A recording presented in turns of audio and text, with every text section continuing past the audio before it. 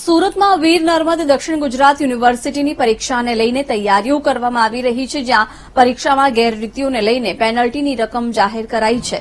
ઉત્તર વહીમાં ચલણી નોટો મૂકવા પર 2500 રૂપિયાની પેનલ્ટી છે. 6 મહિના સુધી પરીક્ષા પણ વિદ્યાર્થીઓ નહીં આપી શકે. કાપલી કે માઇક્રો ઝેરોક્સ નીકળશે તો 500 રૂપિયાની પેનલ્ટી થશે. કાપલી લાવનારને પૂરક પરીક્ષાનો પણ લાભ નહીં મળે. પેપરમાં અભદ્ર ભાષાનો ઉપયોગ કરનારાને 1000ની પેનલ્ટી ભરવી પડશે. તો પેનલ્ટી સાથે માનસિક ફિટનેસનું સર્ટિફિકેટ પણ આપવું પડશે. કેન્દ્રના તમામ બ્લોક અને સ્ટ્રોંગ રૂમના કેમેરા ફરજિયાત ચાલુ રાખવા. કેમેરા ચાલુ નહીં હોય તો તાત્કાલિક પરીક્ષા કેન્દ્ર રદ કરવામાં આવશે. વિગતો મેળવીશું સંવાદદાતા શૈલેષ પાસેથી. શૈલેષ, દક્ષિણ ગુજરાત નર્મદા યુનિવર્સિટીને લઈને તૈયારીઓ શરૂ થઈ ગઈ છે, શું વિગતો?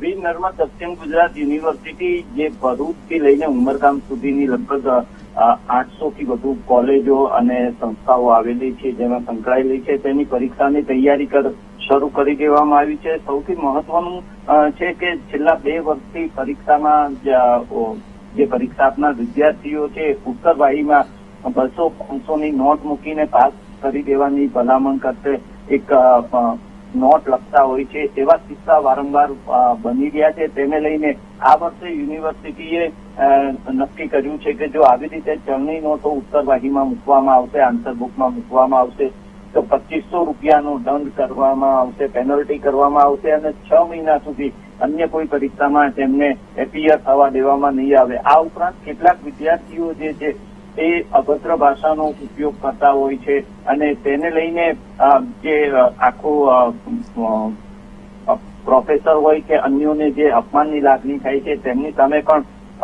જે છે એ કડક પગલાં ભરવામાં આવશે. તેની સાથે સાથે જે અભદ્ર ભાષાનો ઉપયોગ જેમણે પણ ઉત્તરવાહીમાં કર્યો હશે તેમને માનસિક રીતે ફિટ છે એવું સર્ટિફિકેટ રજૂ કરાયા બાદ જ આગળની પરીક્ષામાં તેમને બેસવા દેવામાં આવશે. આમ હાલ તો યુનિવર્સિટી દ્વારા વિવિધ અનેક પગલાઓ ભરવામાં આવ્યા છે. શુદ્ધ વાતાવરણમાં ચોક્કસ રીતે અને સ્વચ્છ વાતાવરણમાં પરીક્ષા લેવાય તેવું અત્યારે આયોજન કરવામાં આવી રહ્યું છે. બિલકુલ શૈલેષ, આભાર જાણકારી આપવા બદલ.